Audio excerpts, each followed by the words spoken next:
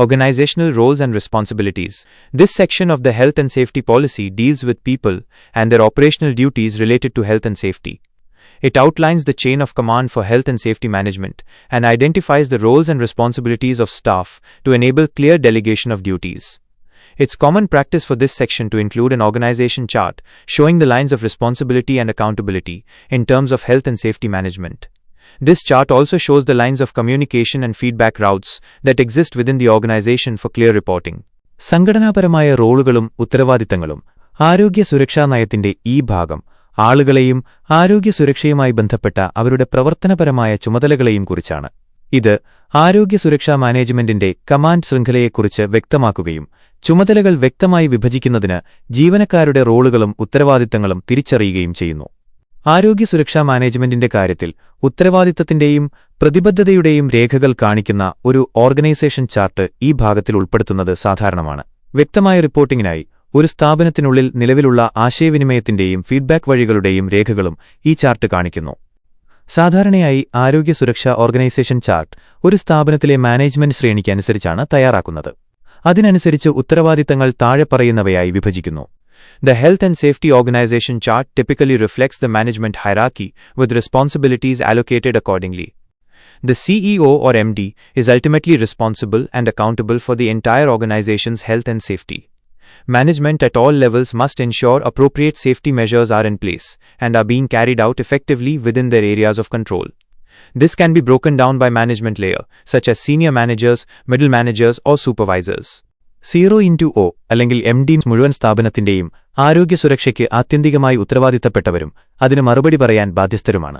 എല്ലാ തലങ്ങളിലുമുള്ള മാനേജ്മെന്റ് അവരുടെ നിയന്ത്രണത്തിലുള്ള സ്ഥാപനത്തിന്റെ ഭാഗങ്ങളിൽ ഉചിതമായ സുരക്ഷാ നടപടികൾ നിലവിലുണ്ടെന്നും അവ ഫലപ്രദമായി നടപ്പാക്കുന്നുണ്ടെന്നും ഉറപ്പാക്കാൻ ഉത്തരവാദിത്തപ്പെട്ടവരാണ്. മാനേജ്മെന്റ് ശ്രേണിയെ പ്രത്യേക പാളികളായി തിരിച്ച് ഓരോ പാളിക്കും, ഉദാഹരണത്തിന് സീനിയർ മാനേജർമാരുടെ, മിഡിൽ മാനേജർമാരുടെ അല്ലെങ്കിൽ സൂപ്പർവൈസർമാരുടെ ഉത്തരവാദിത്തങ്ങൾ നൽകിക്കൊണ്ട് ഇത് ചെയ്യാം. All employees are responsible for acting safely at all times during their duties at work. Competent persons have operational duties, but are also considered competent to perform specific health and safety tasks, like being first aiders or fire marshals. എല്ലാ ജീവനക്കാരും ജോലി സമയത്ത് എല്ലായ്പ്പോഴും സുരക്ഷിതമായി പ്രവർത്തിക്കാൻ ഉത്തരവാദിത്തപ്പെട്ടവരാണ്. യോഗ്യതയുള്ള വ്യക്തികൾ പ്രവർത്തനപരമായ ചുമതലകളുണ്ടെങ്കിലും ഒന്നോ അതിലധികമോ പ്രത്യേക ആരോഗ്യ സുരക്ഷാ ചുമതലകൾ, ഉദാഹരണത്തിന് പ്രഥമ ശുശ്രൂഷകർ അല്ലെങ്കിൽ ഫയർ മാർഷൽമാർ, നിർവഹിക്കാൻ കഴിവുള്ളവരായി ഇവരെ കണക്കാക്കുന്നു. Specialist health and safety practitioners are responsible for providing expert advice to support management and employees in achieving safety goals. Specialist ആരോഗ്യ സുരക്ഷാ പ്രാക്ടീഷണർമാർ സുരക്ഷാ ലക്ഷ്യങ്ങൾ കൈവരിക്കുന്നതിന് മാനേജ്മെന്റിനെയും ജീവനക്കാരെയും പിന്തുണയ്ക്കുന്നതിന് ആവശ്യമായ ഉപദേശം നൽകാൻ ഉത്തരവാദിത്തപ്പെട്ടവരാണ്. Arrangements. The arrangement section is often the largest section of the policy. It deals with the general arrangements that exist to manage health and safety and the specific arrangements that are necessary to deal with particular risks relevant to the organization and its activities. The systems and procedures used to manage health and safety are contained in this section. ഏർപ്പാടുകൾ, arrangements. പോളിസിയുടെ ഏറ്റവും വലിയ ഭാഗം പലപ്പോഴും ഏർപ്പാടുകൾ എന്ന ഭാഗമാണ്.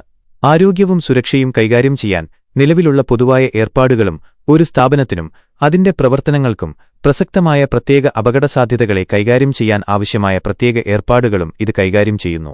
ആരോഗ്യവും സുരക്ഷയും കൈകാര്യം ചെയ്യാൻ ഉപയോഗിക്കുന്ന സംവിധാനങ്ങളും നടപടിക്രമങ്ങളും ഈ ഭാഗത്തിൽ അടങ്ങിയിരിക്കുന്നു. Topic focus. General health and safety management arrangements. Carrying out risk assessments. Identifying and supplying health and safety information, instruction and training. Accident and near-miss reporting, recording and investigation. Consultation with workers on health and safety matters. Developing safe systems of work and permit-to-work systems to control hazards. Welfare and first aid provision. Housekeeping. Fire safety and prevention. Emergency procedures. Communication of health and safety matters, including hazards and control measures. Compliance monitoring, including auditing of systems, but also measuring workplace parameters, e.g. noise, to assess the effectiveness of the arrangements. വിഷയശ്രദ്ധ പൊതുവായ ആരോഗ്യ സുരക്ഷാ management ഏർപ്പാടുകൾ. അപകടസാധ്യത വിലയിരുത്തലുകൾ നടത്തുക. ആരോഗ്യ സുരക്ഷാ വിവരങ്ങൾ, നിർദ്ദേശങ്ങൾ, പരിശീലനം എന്നിവ തിരിച്ചറിയുകയും നൽകുകയും ചെയ്യുക.